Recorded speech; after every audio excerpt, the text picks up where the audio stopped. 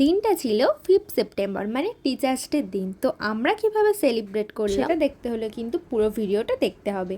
তো প্রথমেই সকাল সকাল আমি আর প্রিয়া বেরিয়ে পড়েছিলাম গিফট কিনতে যাওয়ার উদ্দেশ্যে। তো চলে গেলাম একটা ব্যাগের দোকানে, তো এখানেই আমাদের লোকাল একটা স্টোরে। তো সেখান থেকে নিয়ে নিয়েছিলাম একটা ব্যাগ, সেটা পরে দেখাচ্ছি তোমাদের। তো তারপরে ক্লাসে চলে আসলাম, এসে ও কিছুক্ষণ ক্লাস করাচ্ছিল যেহেতু ওর নতুন ব্যাচ শুরু হয়েছে, আর আমরাও বসে বসে ক্লাস করানো দেখছিলাম। তো আমি সকালবেলা কিছু খেয়ে আসিনি, তো সেই জন্য দোকান থেকে একটা ডিম টোস্ট কিনে এনে খাচ্ছিলাম। তো তারপরে এই যে সবাই চলে আসতে আমরা সেলিব্রেট করছিলাম টিচার্স ডেতে, আর ওকে এই ব্যাগটা আমরা গিফট করেছিলাম। তারপর শুরু হয়ে গেল কেক কাটিং। তো গিফটটা কেমন হয়েছে অবশ্যই জানিও কিন্তু। তারপরে সবাইকেও কেক খাইয়ে দিচ্ছিল, আর এই যে একবার সবাইকে দেখিয়ে দিলাম। এদিকে খেতে বসার সময় প্রিয়া কি বলছে শোনো। মেয়েটার চুলটা যে করেছে সে খুবই ভালো কাজ করেছে, কিন্তু মেয়েটার ফেসের সাথে একদমই মানাচ্ছে।